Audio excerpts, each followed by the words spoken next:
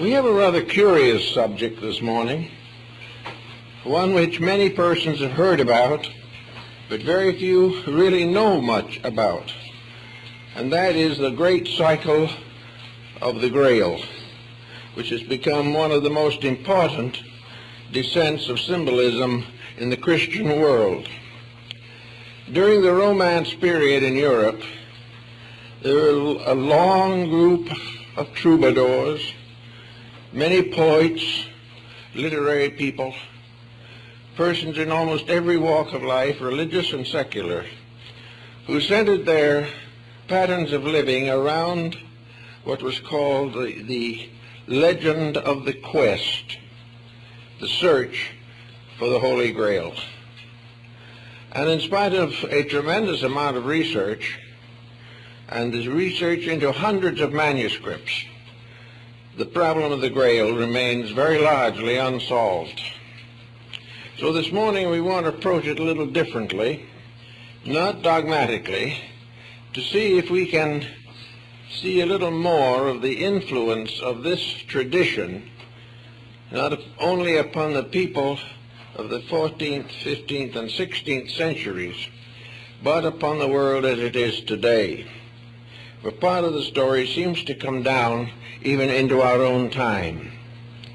Where it all began is quite unknown. Probably it is pre-Christian originally. It may have begun in Persia or Chaldea or one of the other nations of the Near East. But it was the story of a search for the most holy relic of Christendom, the Holy Grail, the cup from which Christ drank at the communion of the Last Supper. The fact that the cup continued to exist is variously supported by myth, by legend, and by certain semi-historical accounts.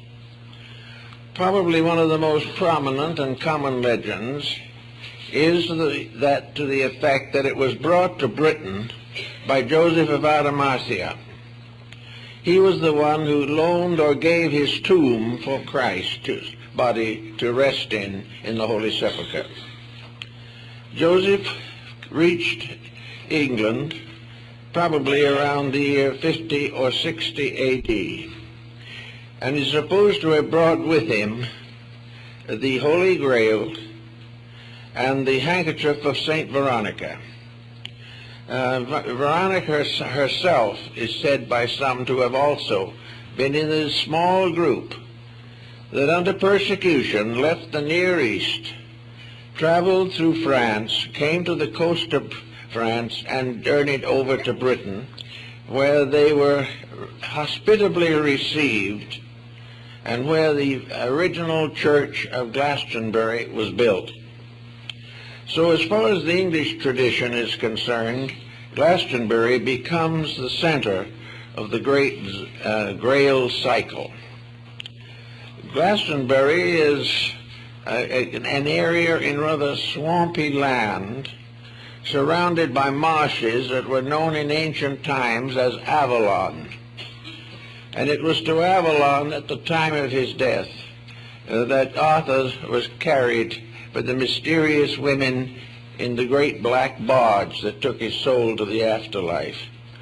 All of these stories seem to have some kind of a special meaning. The bards sang them, and they were carried through many different cycles of poetry and prose.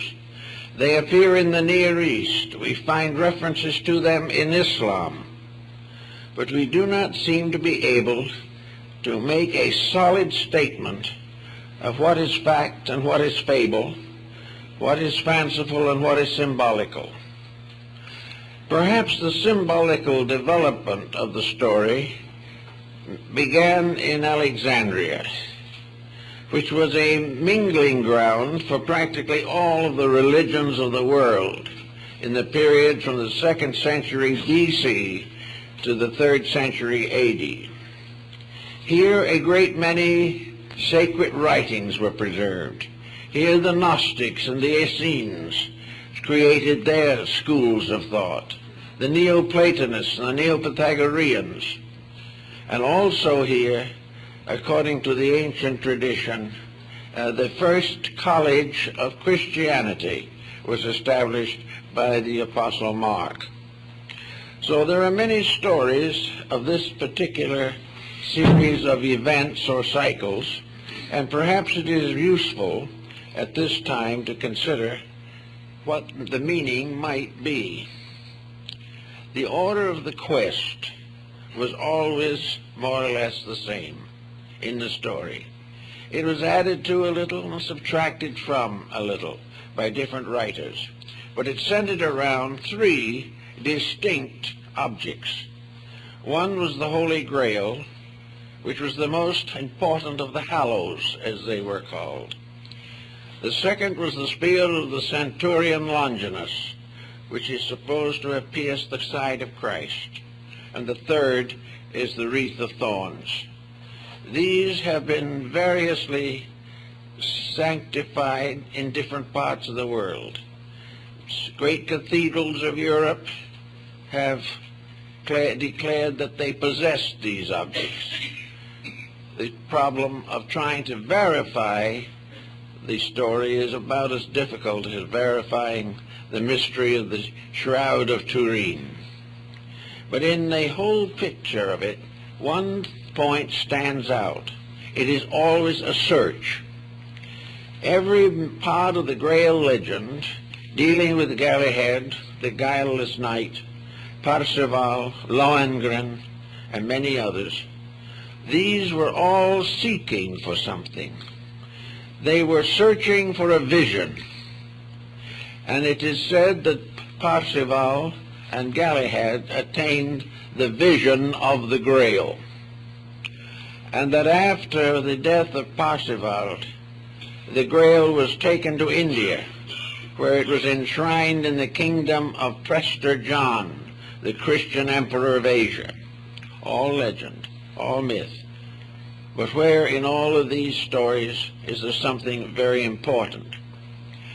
A number of scholars trying to find what was called the hidden church of the Grail finally came to the conclusion that the search was fruitless, that they would never be able to find a church in this world that fulfilled the requirements of this mystery. They finally decided, therefore, that the church of the Holy Grail was not in the material world, and yet it existed, and that it became part of a great descent of man's aspiration after enlightenment. The search was always the same. The search was for light. The search was for union with reality, and was a great dedication, a pilgrimage toward reality. As we go into this, we find an interesting factor presenting itself. And that is that from the beginning there is an overtone in the Grail cycle that seems to suggest that in every instance the Grail search must be an individual effort. There was no way of joining something. There was no way of proclaiming a membership or depending upon a group support for the attainment of the quest. You could not become part of a congregation of the Church of the Holy Grail. Every part of it had to be individual. The individual himself was searching to become one with the communion of saints, with those of the other life who had attained the illumination of the soul. It was therefore the soul in man searching for the eternal soul in life. And this search had to be a personal dedication. Those who achieved the search and finally beheld the Grail became a company apart, but they were never organized as an organization. They became mutually knowing of each other, because they had all attained the same level of insight. They were part of a level of internal illumination and not an organization. This seems to meet most of the requirements of the subject, but leads, of course, inevitably to the dedication for the search. A dedication which was part of the vow of knighthood back in the medieval period. The vigil of the Grail was always in a church, and a knight receiving ordination into his order spent the first night in prayer and meditation before the altar of his local church. Having thus dedicated himself internally by a voluntary action of his own, he started out on a quest which no one could assist him. No one could do it for him. No one could walk with him. No one could prevent him from making mistakes. It was a lonely journey, a journey from illusion to light, from darkness to participation in eternal truth. This actually did affect the rise of the Christian faith in the early medieval period. The Grail cycle, regardless of its origin, which may have been among the mystery schools of Egypt, Asia, North Africa, Greece, all of these countries. But wherever it began, it became a key to the religion that had no physical structure, a religion that was entirely subjective, a religion to which each individual made his own commitment, and having made this commitment, either succeeded or failed, in either case alone. Therefore, perhaps the entire quest of the Grail is best summarized in the words of Plotinus, who observed on occasion that the way to truth was the journey of a lonely person to that which is eternally alone. It was this aloneness that seems to have been the power of the Grail. Each individual had to call entirely upon his own internal resources. He had to train himself, he had to dedicate himself, he had to consecrate himself. He had to master one by one the weaknesses of his own flesh. He had to overcome the pressures and temptations of ambition and avarice. He had to purify his own nature by a vow taken only to the very highest part of himself. He must slowly climb that mountain between his own material nature and the attainment of the enlightenment of his inner soul. It's a very interesting concept, and probably has never been fully explored, except that there are records and indications that certain persons apparently achieved this tremendous dedication.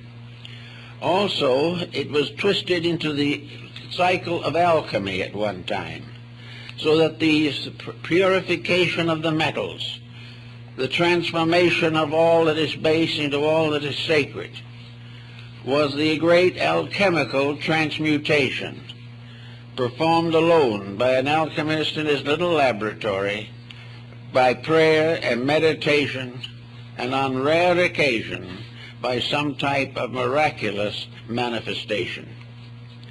To the Grail cycle, the miraculous was an internal mystery.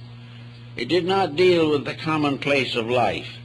Miracles did not interfere with the workings of universal law. Miracles were inner experiences of attainment, a proof that the reality was nearer than it had been before. The problem of the origin of the Grail, again, has a great many legends associated with it. One legend says that it was carved from the crest jewel of the archangel Lucifer when he fell from heaven. Others say that it was part of the basin of consecration found in the ancient rites of the tabernacle in the wilderness. Some believe that it was the ecstatic cup of Bacchus or Dionysus in Greece. In most cases, it was a chalice in which the individual had to find ways and attain to the possibility of cleansing the inside of his own cup, which was the actual meaning of the term. Now, in doing this thought, or living this way, we find that there arose in North Africa and in early Christendom a teaching that was to become very important in the life of people. And this teaching was the cultivation of the power of internal visualization. In other words, the individual gradually transformed these ideals into inner pictures. These pictures, like the Oriental mandalas, were visualizations of a superior state of being, visualizations which impel the individual to fulfill them or to achieve the mysteries which they represented. And in some of the old English block books, and on the continent also, the city of the Grail, or the Church of the Grail, is placed at the top part of the great Ptolemaic system of the solar system. You climb the ladder of the 7 planets to reach the entrance of the secret house. This house was above the firmament, and there dwelt together the Deity, the triangular Trinity, and the abode of the blessed. So the whole concept gradually became a series of self-disciplines by means of which the individual sought to remove from his nature all forms of defilement. Now, the beginning of the Grail journey was always the same. It was, first of all, the realization of a great need, and I think maybe that is where we have to begin our thinking. No matter who we are or how well equipped we are for life, there are always areas in which desperate need arises. No individual is completely sufficient to his own necessity. Those who think they are simply egotists, because there is no one who can be so protected either by his own mind or environment or by his worldly goods that he is free of crisis, free of danger, free of disappointment, free of disillusionment and despair. Therefore, the beginning of it all is the concept or realization that we are all imperfect, and also that by the kind of world we live in, the grace of a divine power has made it possible for us to overcome these imperfections in ourselves. The individual can live a good life, a life that is not temporalized by advantages or corruptions. The individual can be a true Christian. But to do this, he must make decisions, and very often he must turn his back on the very church he claims to belong to, because it is not possible for the individual who is dedicated to the search to accept a theology as the basis of his own enlightenment.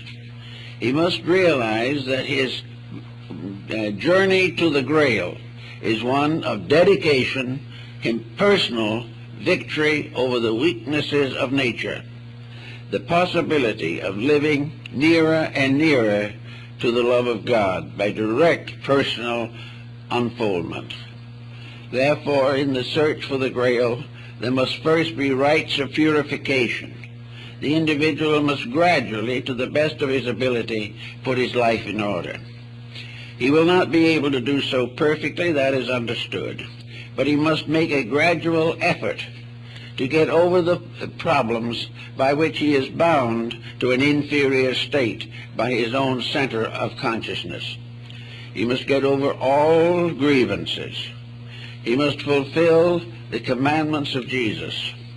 He must dedicate his goods to the need of those who are impoverished. He must give graciously of himself at all times. He must hold nothing and demand nothing. He must never conspire to gain anything for himself, including a conspiracy after truth. He must not have any of these motivations behind his action. There must be only true and simple acceptance and practice of the noblest form of life which he can experience. Now, if by this type of problem or this type of living he gradually overcomes the major weaknesses of his own nature, he gradually comes into a state of internal tranquility. And tranquility is the open door to the sanctuary of the Grail. Tranquility means peace with reality. It means that the individual accepts without question the true teachings of his religion, whatever it may be, and lives it without restriction or compromise. He must have, therefore, the ability to quiet all of the confusions which beset the average person. Now, confusions are very often things that cannot be overcome easily. Sometimes a life is harassed to the degree that it would not appear that the individual could make a new start in his own inner life.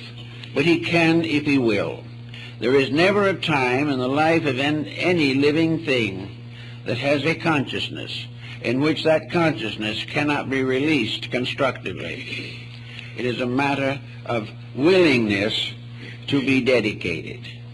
Assuming that the person achieves this type of dedication, it might be regarded as an order of knighthood. He becomes the first grade of the search for the Grail. And all the knights dedicated their sword handles, which were the form of the cross, to the good fight, the battle to overcome the darkness in self, and to protect the light in others. The knights of the Garter and so forth were always out protecting people in distress and saving the maiden who was in the hands of the villain. The maiden was the soul, which is always in the hands of the villain until the individual redeems himself. So the knighthood of the Grail began by this proof of courage, proof of integrity. The young knight did not know what he was going to find. He had no promise that he would find it. He was simply told that his hope was only through the conquest of himself, that no one else could help him, and all the prayers in the world could not bring him the peace that he had to earn by the development of his own character. And he might pray for character, but if he did not have the courage to live it, it would not come to him.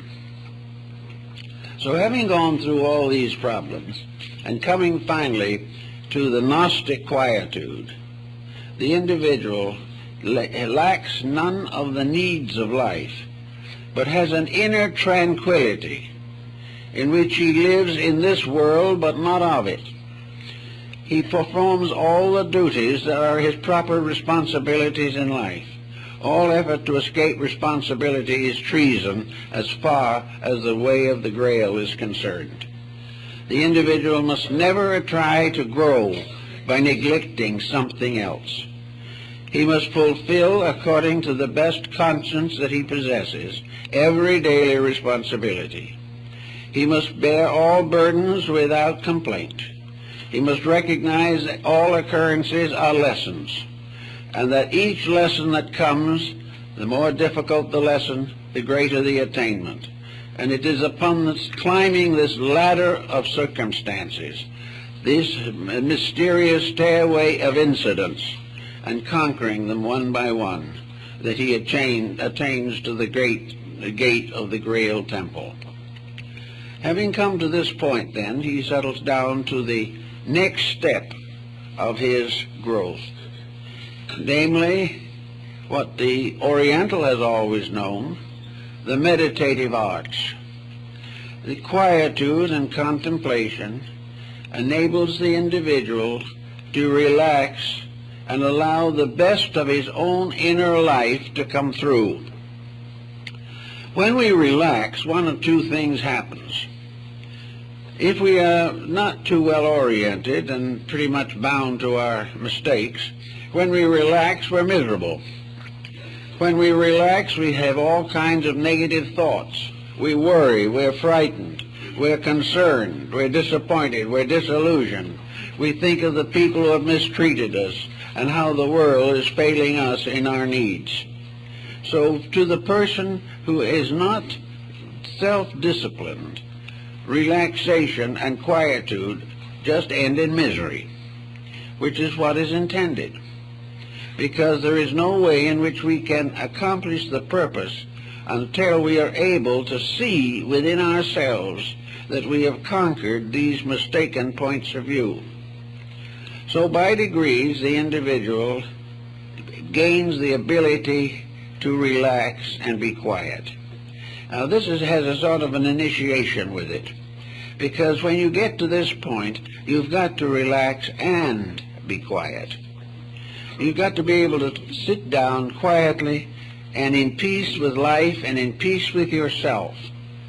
Contemplate the common problem things that we all have to do. The individual must learn the importance of being able to get along with himself, and that his great enemy has always been himself.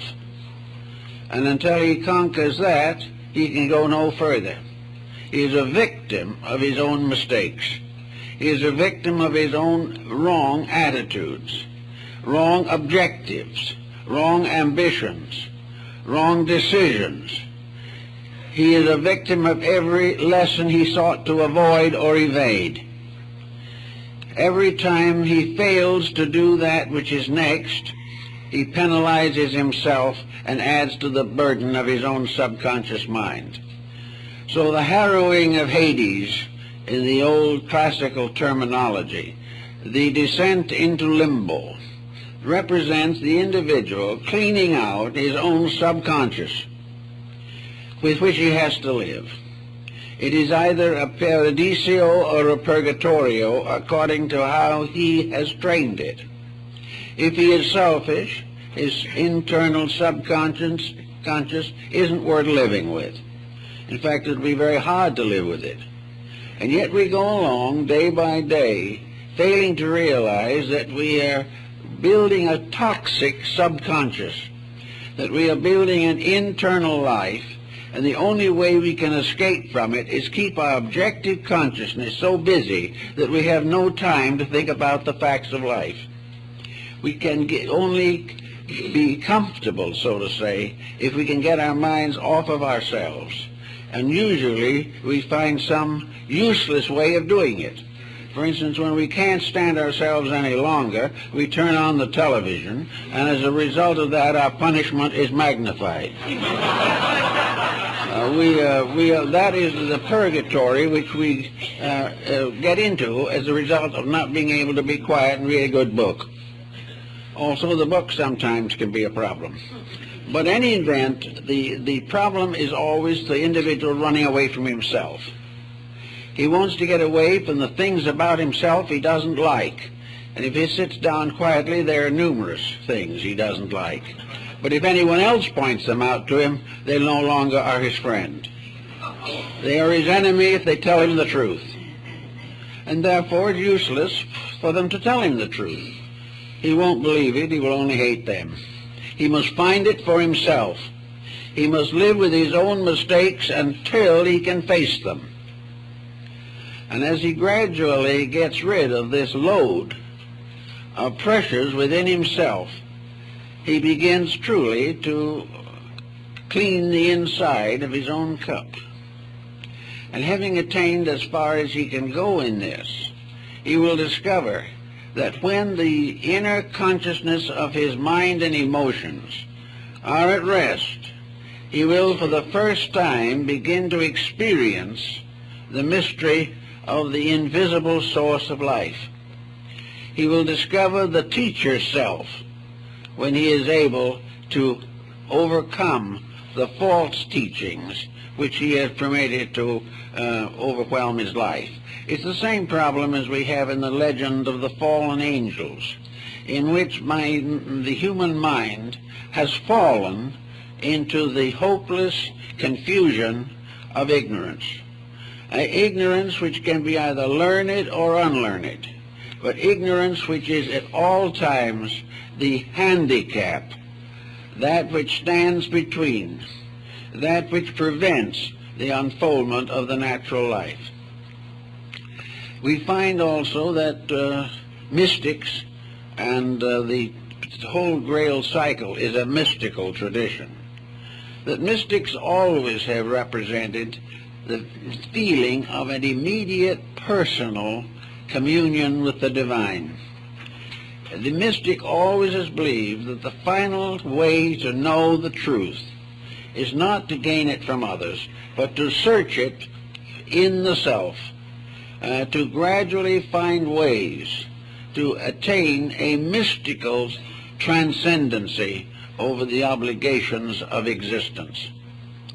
So this type of thought is the principle behind mysticism, which is a gentle, loving dedication.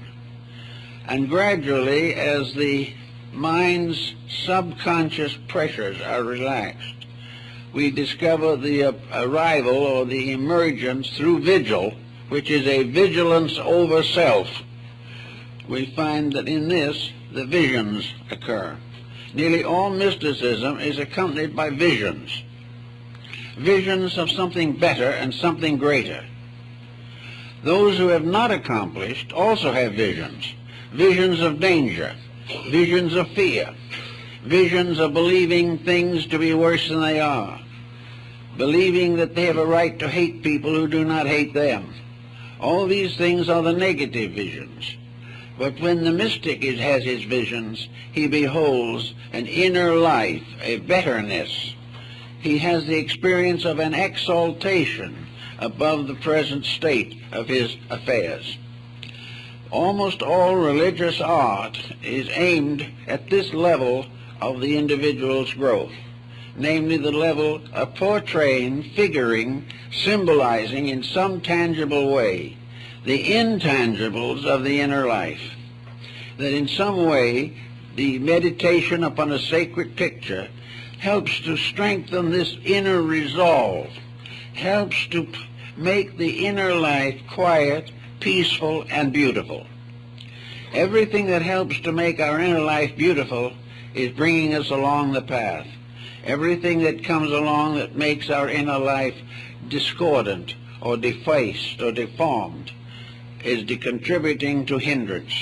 And the great hindrances are the pressures of personal ambition, personal pride, and the desire to accumulate worldly goods.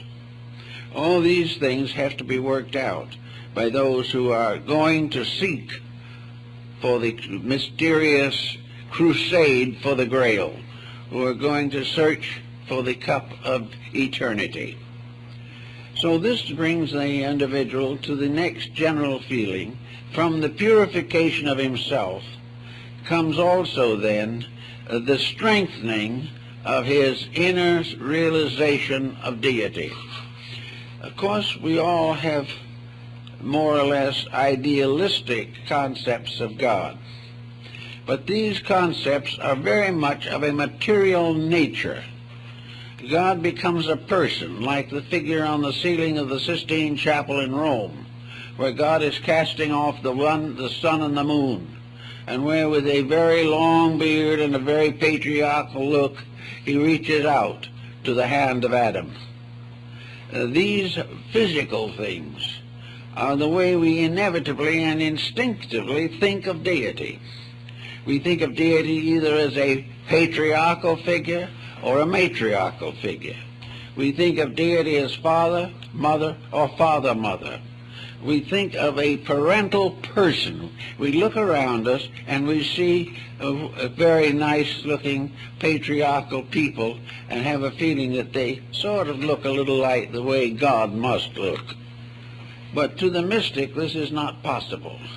The mystic must also realize, in the course of his growth, that he must try to find some nobler way of experiencing or inwardly visualizing the nature of deity. This is brought out in the mandala meditations of the East, where the effort is to reconstruct a spiritual universe as a reality which can be contemplated, which can become a new geography based in a divine light. But even here, the danger still exists that these things are merely an attenuating of physical factors.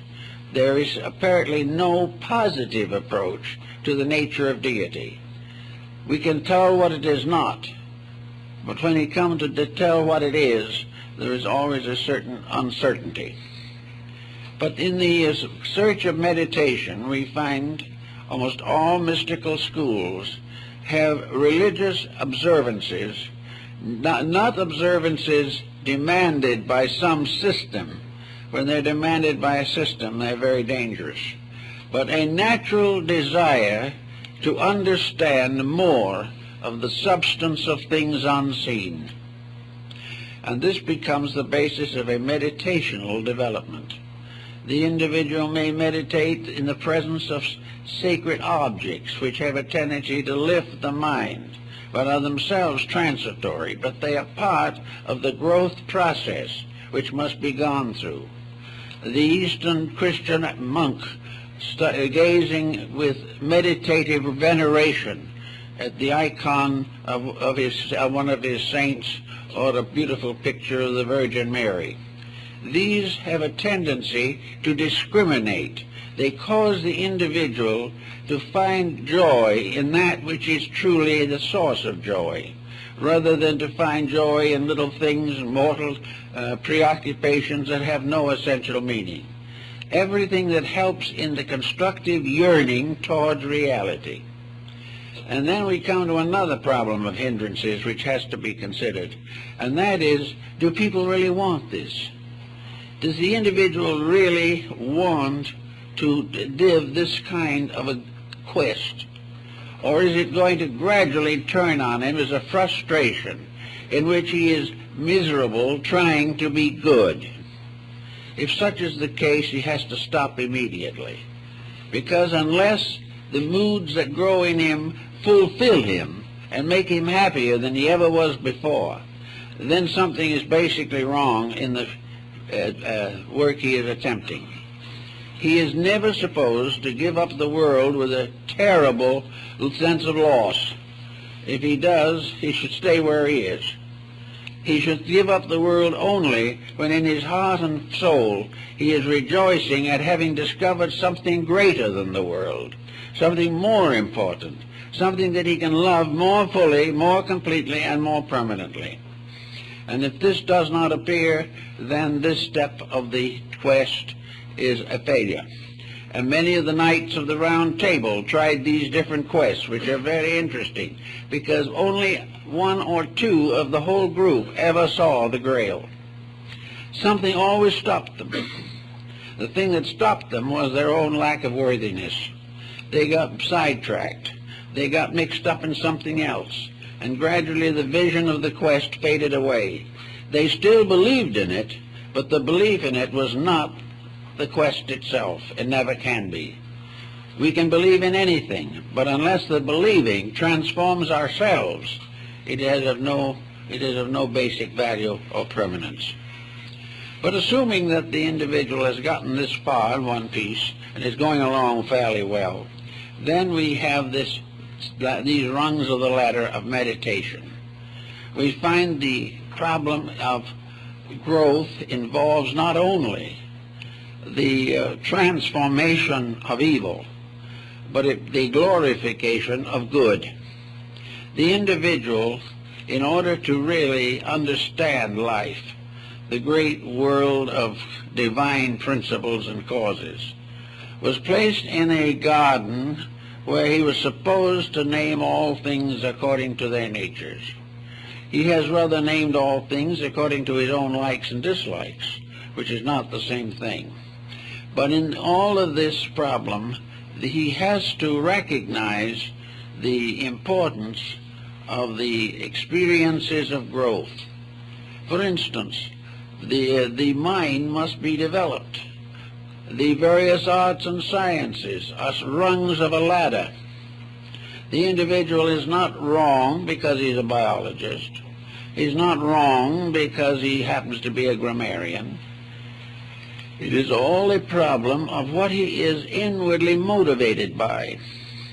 If he is properly motivated, all sciences, arts, philosophies, crafts, and trades are equally sacred. If he is not so motivated, they are all equally profane.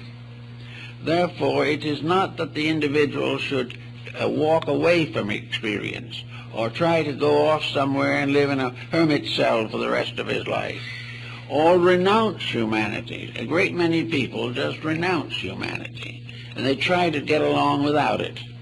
They try to leave behind every disagreeable task. They resent every social restriction.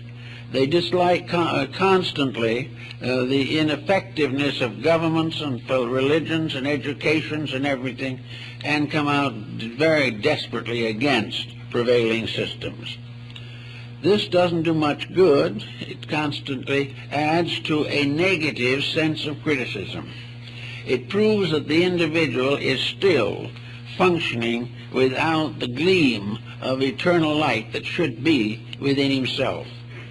So he has to start in and look over everything he doesn't like and find out why it is important, why he needs it, why he must understand it, and very often why he must transcend it by a full action of consciousness. So the individual who tries to excuse his weaknesses by pointing out the weaknesses of other people is not moving in the right direction at all. The person who wishes to make a donation of their lives to a divine cause must have something to give. They must have an achievement, an accomplishment, a value that can be used in life. We must not bury the talent or the talents. We must use them if we would be called good and faithful servants.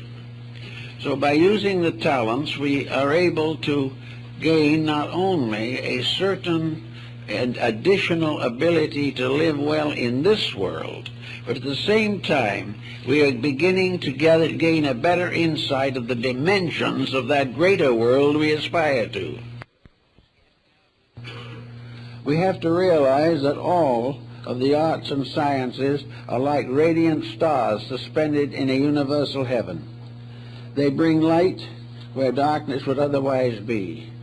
We have to learn to recognize that knowledge is not bad. If it's true knowledge, it is very good. But to accept it as knowledge is not enough. We must find the spiritual soul behind knowledge. We must find the divine reality from which all forms of knowledge are suspended. If we do not accomplish this, we can go out and abuse knowledge and throw our world into war and disaster. Hurt and free from hurting others. He must not do anything by means of which the tragedies of life are magnified. He must have the very kindest and most gentle attitude towards everything. He must realize the importance of being at peace even in the midst of chaos. This type of thing and this realization of what should be then helps the individual to gain this equilibrium, and he becomes a knight errant. He becomes one dedicated to the service of the system, the Grail system, the Goddess system, the orders of the quest, the orders of the bath, and all the great orders of chivalry. The search for the Golden Fleece, which is the great order of chivalry in Europe, on the continent, is again the same thing. The Golden Fleece is the ray of light flowing from the Lamb of God. So all these things tie in, and little by little we begin to reverse the sources of our inspiration and influence. But we also have to have the courage and discrimination to know when we can even accept our own attitudes. And the only way we can do that is to be so selfless that there is no way in which we can be tempted to misuse any knowledge that comes to us. After this, we come to the truly meditational problem. Having cleansed the heart and mind from all traces of ulterior attitudes, the individual can for the first time come into the state of prayer. Prayer up to that time is just a conversation, usually with the lower part of yourself. But when that part is no longer there, prayer becomes a contact with the highest inspirational levels of consciousness. And because these inspirational levels have the power to perfect or rationalize or make whole all the disasters of the flesh, prayers are answered by the constant increasing of the divine consciousness within the person. Little by little, the divine takes over. And where the divine takes over, there is no longer any need for prayer, because the individual lives constantly in the light of God. So in the continuing of these thinkings, we come to the period of beginning to be useful. We must have some kind of a cause. The knight without a cause is in serious trouble. But the cause is dedication to whatever is necessary in life. Now this brings in a point that seems to be inconsistent. And from the outside it is inconsistent. But there is an inner meaning to it, which we find has a consistency. We are taught to purify ourselves and to free ourselves from worldliness, and yet we are also taught to turn back and serve those who are in worldliness. We have to go back to feed the hungry, cleanse the leper, heal the sick, and according to the teachings of Christ, finally to raise the dead. Therefore, we have a job here, even though we are outgrowing here. And the reason why we feel this need for this commitment is because the persons who are in trouble are usually not able at that time to sustain themselves. A person in sorrow or trouble is sorrowful or troubled because they do not have the internal light to rise above this type of thing. Therefore, comfort and consolation is important to them, but it must be given always in the sense of a reality. It can never be the individual being taught to do things he shouldn't do because they'll make him happy. Always the motives must be unselfish, and the advice, suggestions, recommendations, or assistance must always be in the terms of helping the person to grow. The growth must come before true freedom from pressure is possible. On the way up from this point, we have the Hindu yoga, we have all the Zen teachings, we have everything in which the person gradually comes into the full control of his own inner life. There's this fourth Zen fable of the old Zen master who, having attained a very great degree of meditation, was walking quietly along the shores of a river, the banks of a river. And thoughtlessly, because his mind was on other things, he walked right out onto the river. And he walked all the way across without even his feet being wet.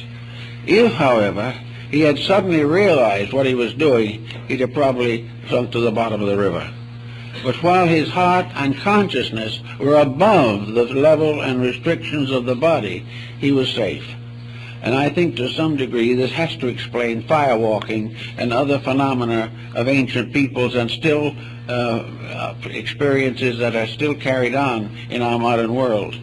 Namely, that if the individual can become completely unaware of fear, unaware of failure, unaware of any self-interest, or unaware of pride, which might be damaged by a failure, gradually what we might term the impossible becomes real, as Christ walking on the waters, which of course is a symbol of the Christ in you, walking upon the surface of the torrents and the tempests, unmoved by material circumstances. So gradually the Church of the Holy Grail concept is the person gradually becoming part of an assemblage of the enlightened.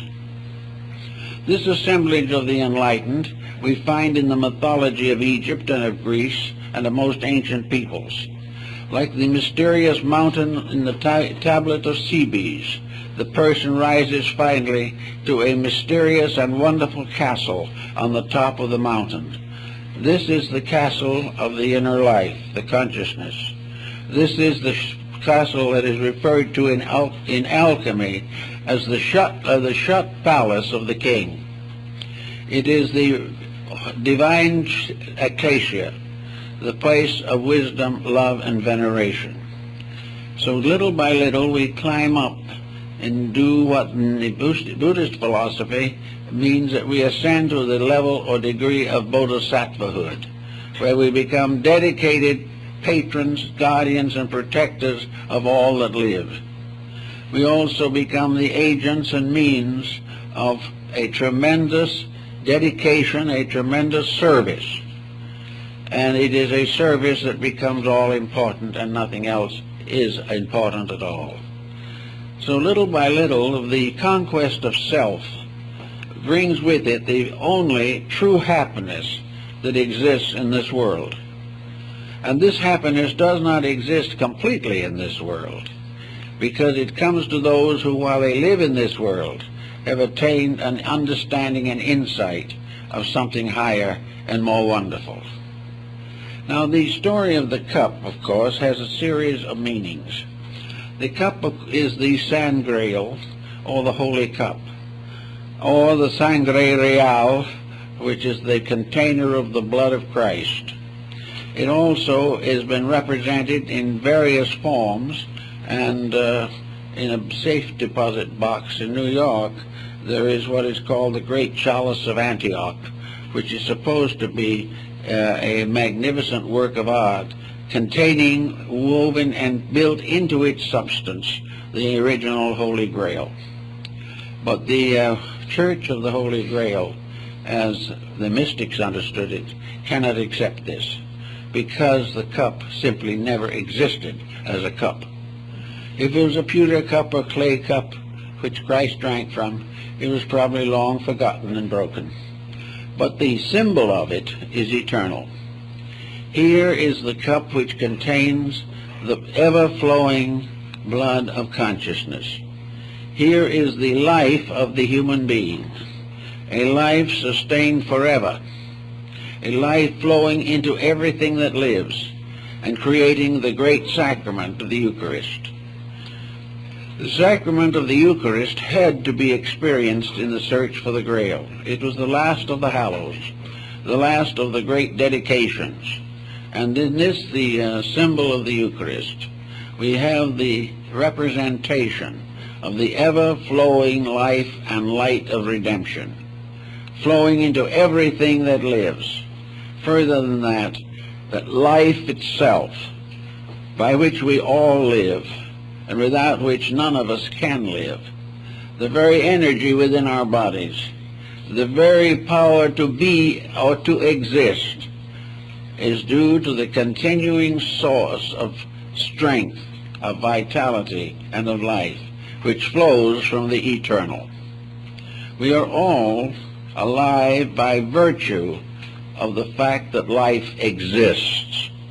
and life in its existence is a manifestation of redemption, salvation, regeneration, and the resurrection of the dead. So we have a certain sense of duty. The very energy by which we get up in the morning is not our own. The energy we argue with a neighbor about is not our own. The unkind words we energize are a misuse of energy.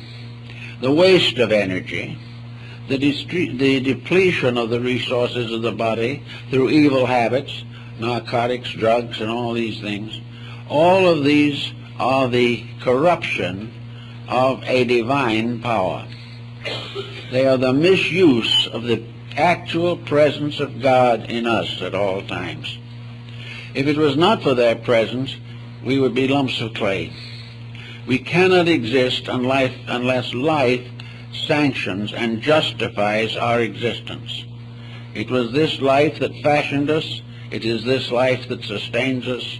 It's from this life we came, and it is to this life we go.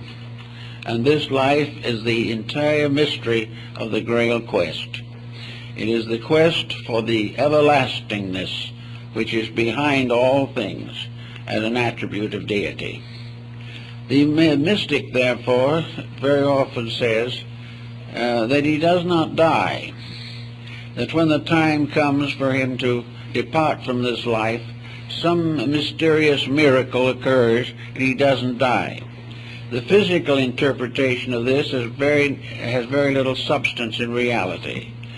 The only one who didn't and cannot die is the one who finally was the eternal itself. Therefore, all things have their comings and their goings. But the alchemist and the mystic was taught that the transition from this world to the next is not a death, and the perfect acceptance of life overcomes the illusion of the reality of death. In other words, that in which life exists may be transformed. The body of it may be changed. The life may be incorporated into other creatures, but life itself cannot die. And life, it has, by its own energy, produced the evolution of the various kingdoms of nature, including man. That life does not die. The life in the individual cannot die. But it can depart from the body. But this departure is not death. It is transition into another dimension of space.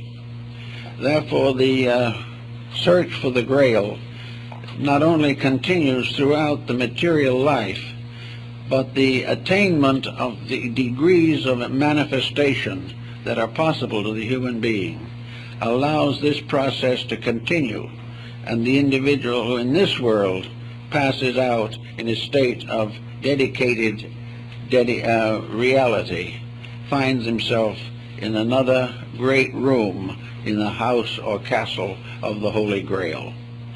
Because the Holy Grail stands for those other mansions referred to by which man is ultimately to ascend to the fulfillment of his own purposes in the divine life of things. Jesus says, "In my Father's house are many mansions. Were it not so, I would have told you." And these many mansions are the rooms of the castle of the Grail, invisible but eternal.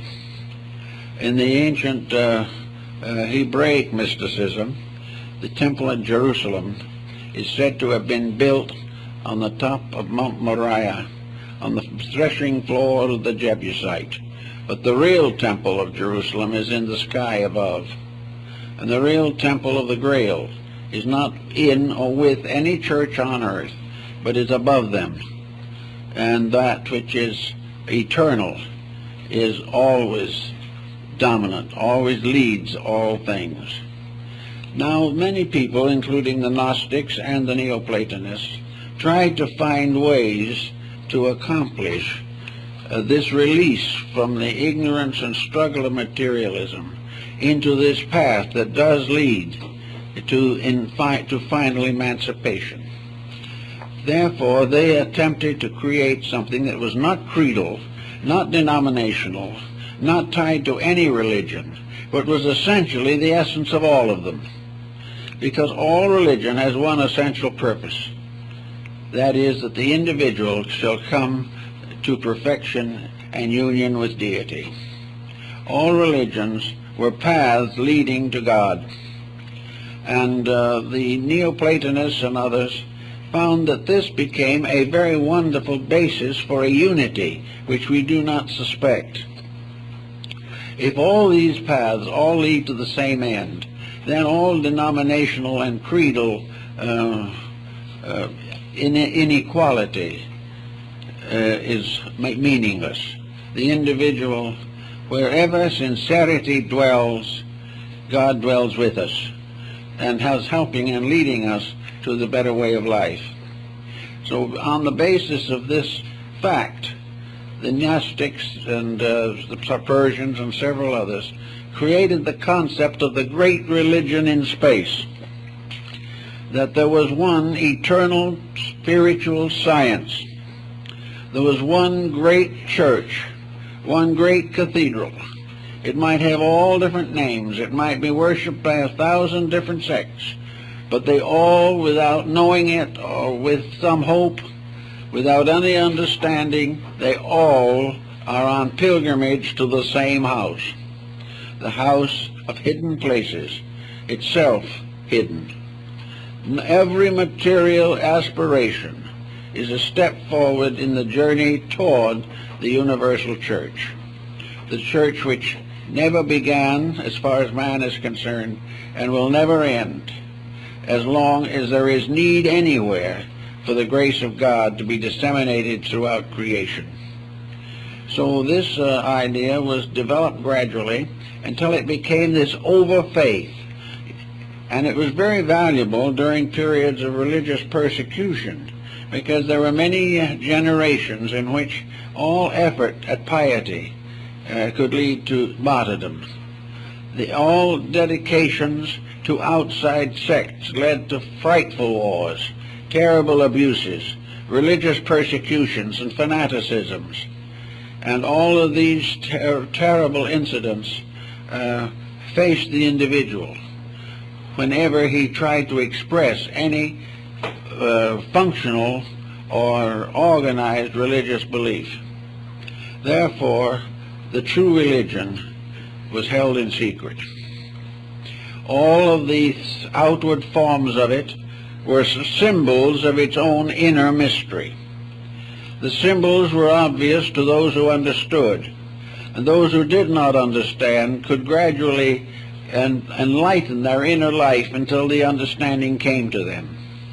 But it was better for the realization that in this world there has never been but one religion, and that religion is set forth in the great spiritual and moral codes of humanity.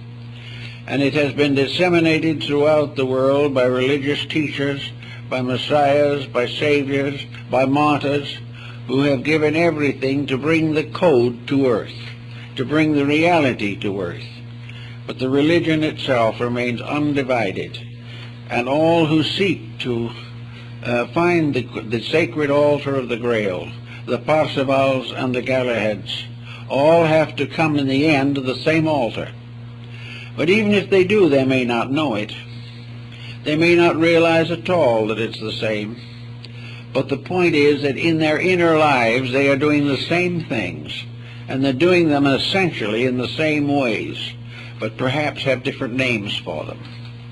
Thus every virtue is a universal quality which cannot be divided. It spreads itself through everything that lives and exists, whereas every vice is a local situation. It is something that exists for a little time in certain places due to misunderstandings.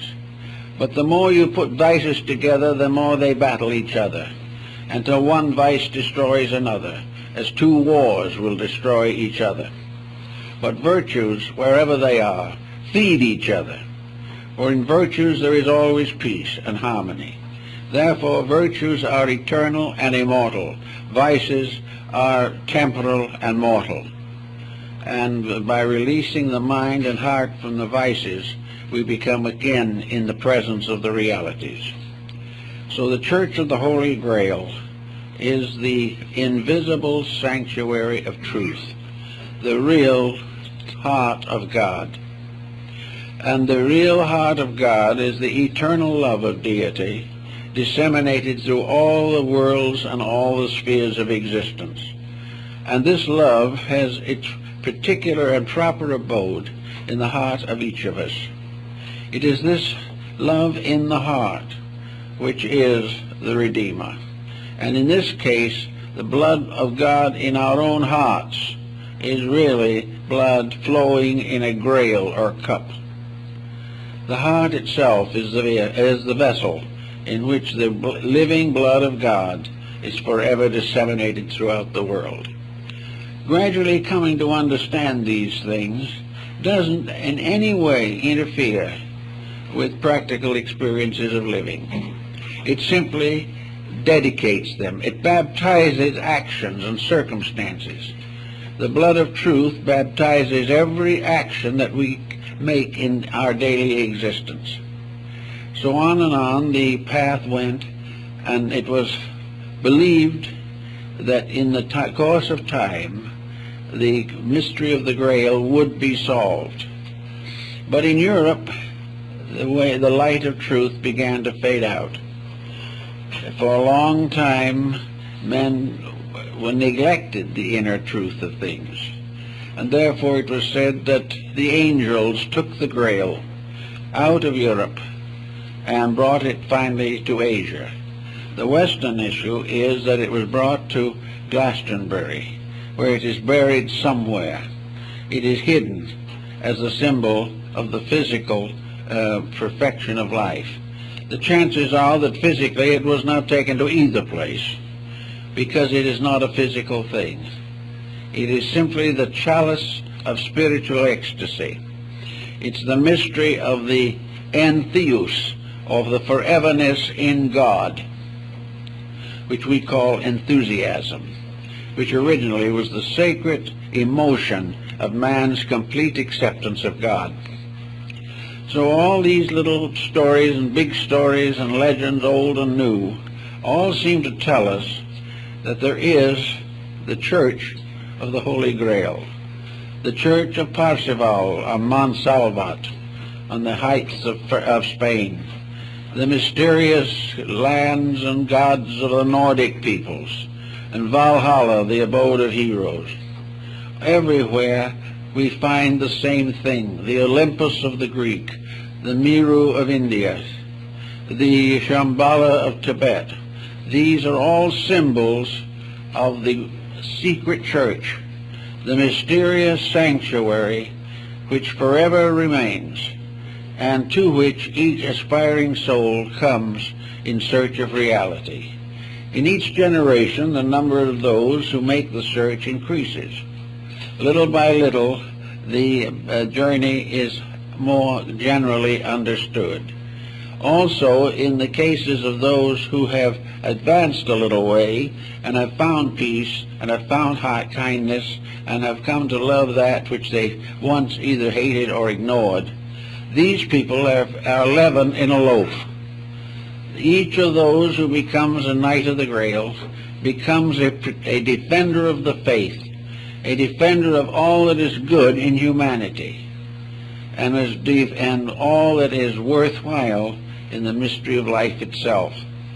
Therefore, each of the mystics that comes along, mystics like Bami, or any of the ancient mystics that of Egypt, Greece, great philosophers, Plato, Pythagoras, Socrates, all these had gone a little way and had become acolytes, so to say, in this sacred assembly. And yet they didn't recognize the sacred assembly as a separate thing at all. This mysterious church of the Holy Grail has the earth itself for its checkerboard floor. The great combinations of integrities and honor are the columns that rise above the floor of the sanctuary, and the arches of the dome, as one writer said, are the clasped hands of comrades. The whole church is a living thing. It is humanity. It is that which must gradually come to be the most worshipful and the most purposeful of all human institutions. We are going to have to move away from the concept that the material world is the reality, and that according to how things go here, so they go hereafter. We have got to come finally to the recognition that this world is a sanctuary itself. Every part of it is part of one sacred house. This sacred house is the home of all kinds of living things. And in this home, which is the one great church, many little churches have been built by persons of various convictions and dedications. But after all, the earth itself, the solar system, the cosmos, all are sanctuaries. It is a mistake to think of any of them as materialistic mechanical devices. The earth is not just simply a physical planet with an atmosphere extending a few miles from its surface. The solar system is not a machinery of planets. Cosmos is not a mechanism of stars. These are all parts of great eternal principles manifesting forever. And it's man's possibility to climb the ladder of stars, to go on and on and on until he becomes fully aware of his place in the universe of things. And this search to the knowledge or awareness of realities, of course, is the quest of the Grail. It is the continuing struggle of all that lives to grow. Birds, animals, insects, everything have the great pressure to survive. And for man and for all creatures, true survival is not the survival of the body, but the survival of the God within the body. We are all concerned with the myth of the dying God and the resurrection of that God through our own personal contribution to the integrities of the world. And as we gather a little bit here in Christmas time, it might be valuable to realize some of these points, that we are living in a world of divine potential. There is nothing that is necessary to us that is not available. But we cannot come to the greater while we cling desperately to the lesser. We cannot be gods and mortals at the same time. Actually, we never were mortals in the truest sense of the word. We have always been gods in disguise. At the moment, we are gods in distress. Difficulties and problems are gathering around us. But behind, within, and about all of these is this immense sanctuary of life. Universes going on, cosmic systems going on, galaxies going on, and all that exists, the living church of the Grail, the one tremendous structure of universal integrities. You can't join it in the ordinary sense of paying dues. It's not interested in dues, but it does have something about it. It wants nothing, needs nothing, and can use nothing but the best of each of us. That which is the true reality in us can become part of the great congregation of the Grail. And this congregation is dedicated in many ways to the service of eternal truth. Truth must always have hands and feet in order to function in a world of hands and feet. Where there are no hands and feet, it has other members. But here, each dedicated person helps to release or perfect the great plan of life to which we all belong. And the mystics of Europe seem to have understood this.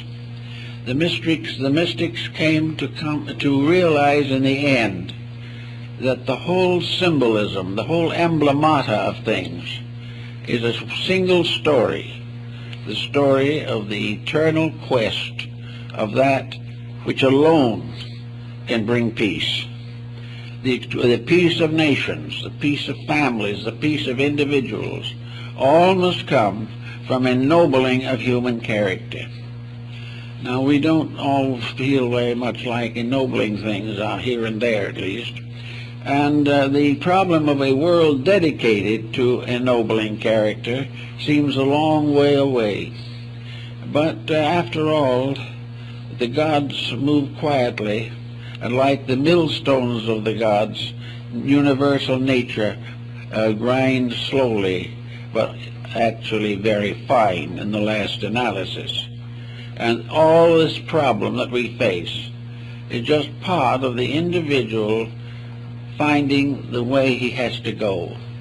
We say these are very bad times, but perhaps they are the best times that we have ever had, because for the first time we are facing problems that must be solved. We can no longer run them under the edge of a rug somewhere. We can no longer migrate to another continent to get away from persecution or the pressures of life. We have to face them now. And with the proper enlightenment, each one will become worthy of knighthood in this story of human progress. We all must now begin to think, as we never have before, of what constitutes integrities. We will have to decide whether we want to go on making mistakes and suffering, or whether it would be more comfortable to change our own ways and let the light of truth lead us in the direction we should go. So stressful times are good times. And in the story of the Grail, the knights were not only sworn to this service, but they had a knight errantry, for they had the sword of quick detachment. They had not only love and wisdom, but the courage to defend the right. And this courage to defend the right, however, is always in need of a definition of what is right. To defend the right means to always stand for the truth. To defend the right means to come to the aid of truth where it is endangered, if it is in our power to do so. To defend the right does not mean to keep things going the way we want them to in a material sense, but to defend the right is to prove to ourselves and others that eternal principles rule forever, and that those who are the true honored Christian soldiers are the ones who will defend the integrities of life, regardless of the cost to themselves in material concerns. Christ gave one great commandment to his followers, a new commandment: love one another. Now this is the voice of heaven speaking, and there will be no peace on earth until that divine emotion is firmly established in the hearts of human beings. No great miracle is going to bring it. The great miracle will come in each individual life when suddenly comes the realization of the meaning of it all. All study, all matters of personal improvement, all religious and philosophical research, all these things are to help us to get into a condition of consciousness in which it is possible for this mystery of enlightenment to occur. The mystics, with their illuminations, were brought into an emotional, spiritual contact with the integrities of life. They suddenly saw the air and the land beneath their feet, the waters, all these things as living testimonies of eternal reality.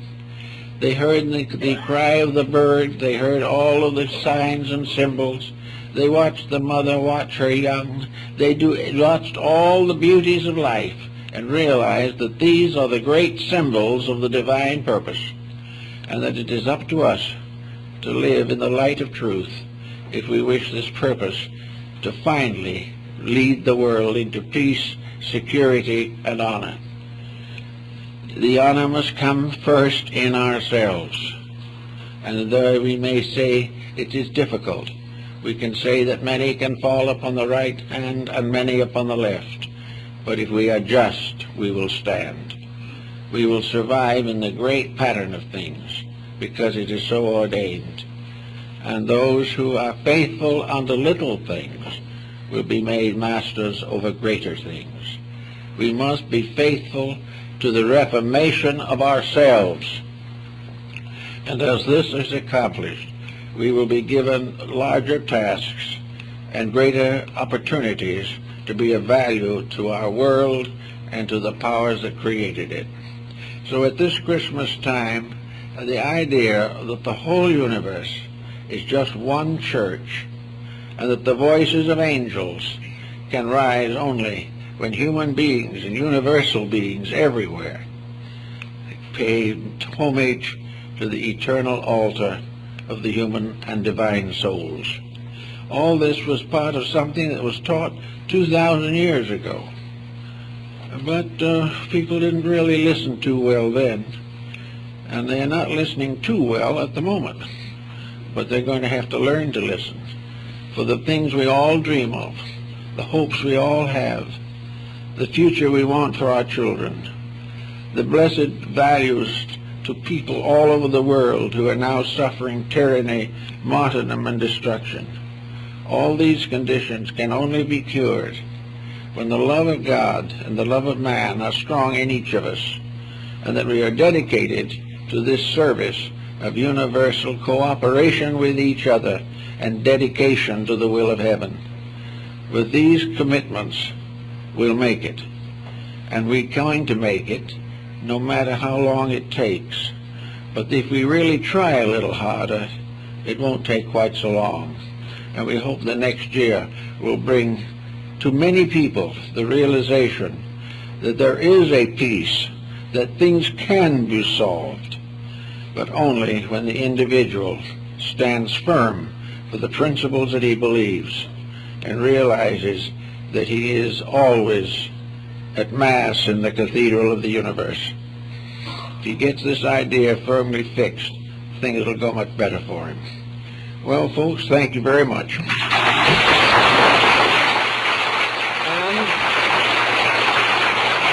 I hope for all of you a very, very Merry Christmas, a very Happy New Year, and a very deep study of yourselves. And if all these things are done, things will improve. And there is not one seed that can be planted which will not contribute to the ultimate harvest. We're all working at it. Keep going, folks.